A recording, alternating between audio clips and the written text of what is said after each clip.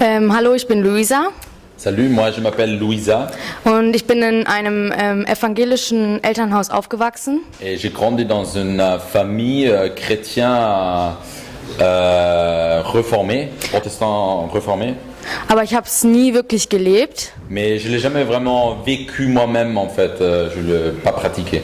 Aber also ich habe daran geglaubt, dass es irgendwie einen Gott gibt, aber ich bin auch nie in die Kirche gegangen oder sonst was. J'y croyais qu'il y a un Dieu, mais je j'étais jamais dans une communauté des croyants et oui. Und mit 13 oder 14 bin ich dann an Magersucht erkrankt. Et quand j'avais 13-14 ans, je suis devenu anorexique. Und erst haben wir es zu Hause mit Ärzten versucht. Et au début, ils ont essayé ça, de régler ce problème à travers des médecins. Aber nach einem Jahr haben dann die Ärzte meinen Eltern gesagt, dass ich in eine Klinik gehen muss, weil sie nicht verantwortlich sein wollten, dass ich sterbe. Mais après un an de ce traitement à la maison, il y a mes parents qui ont dit que je dois aller à l'hôpital parce qu'ils ne veulent pas être responsables si je meurs vraiment, que c'était à la maison et qu'ils l'ont envoyé à l'hôpital. Und als ich dann in einer Klinik war, wurde es alles schlechter als besser. Et quand j'étais à l'hôpital, ça s'aggravait en fait, c'est devenu encore pire. Ich wurde zusätzlich noch sehr depressiv und wollte nicht mehr leben. Et je suis devenu très dépressif et je voulais plus vivre. Und nach 3 Monaten haben die Ärzte meinen Eltern gesagt, Et après 3 mois, les médecins ils ont dit à mes parents dass sie für mich nichts mehr tun können, außer mich mit Medikamenten vollzustopfen. qu'ils ne pouvaient rien faire pour moi et que la seule chose qu'ils peuvent faire, la remplir avec des médicaments.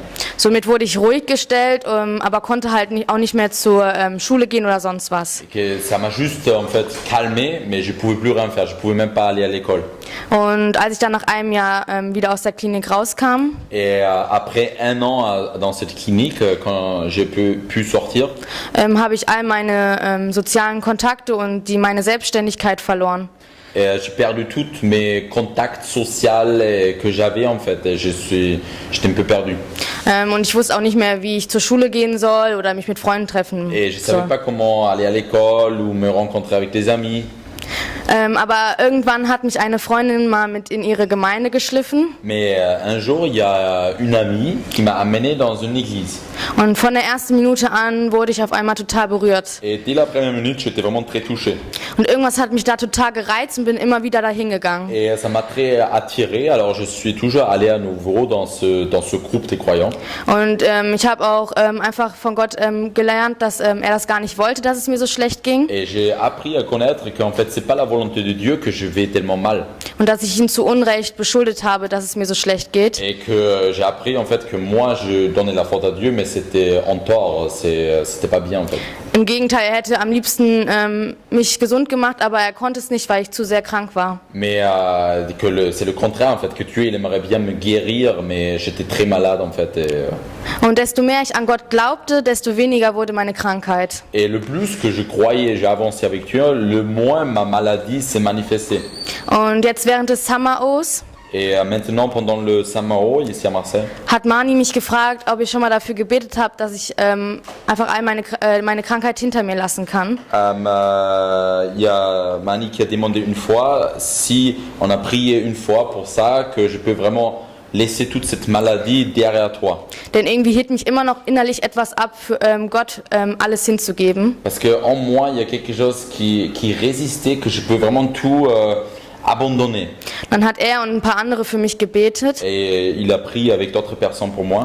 Und erst hatte ich ein totales Gefühlschaos. Et au début, c'était bizarre parce que j'avais comme un chaos émotionnel en moi. Wollte rausrennen und schreien, aber Je bin geblieben. voulais sortir et courir et crier. Und dann haben sie immer weiter Mais gebetet.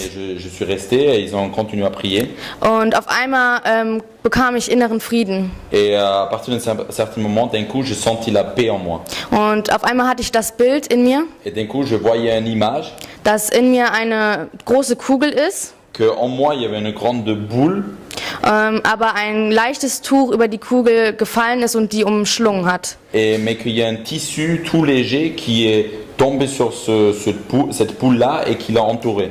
Nach weiterem Beten ist die Kugel immer mehr aus meinem Bauch rausgekommen. Et à la suite, qu'on a prié davantage encore, il y a cette poule en fait qui est sortie de mon ventre. Erst war sie halb draußen und dann irgendwann ist sie ganz langsam weggeflogen. Et au début, elle était juste à moitié sortie, mais après, au fur et à mesure, elle est complètement partie. Und da habe ich einfach nochmal bemerkt, dass Jesus lebt und dass er einfach jeden heilen kann und Et là, befreien j'ai kann. vraiment expérimenté à nouveau que Jésus il est vraiment vivant et il peut guérir toute personne. Amen. Amen.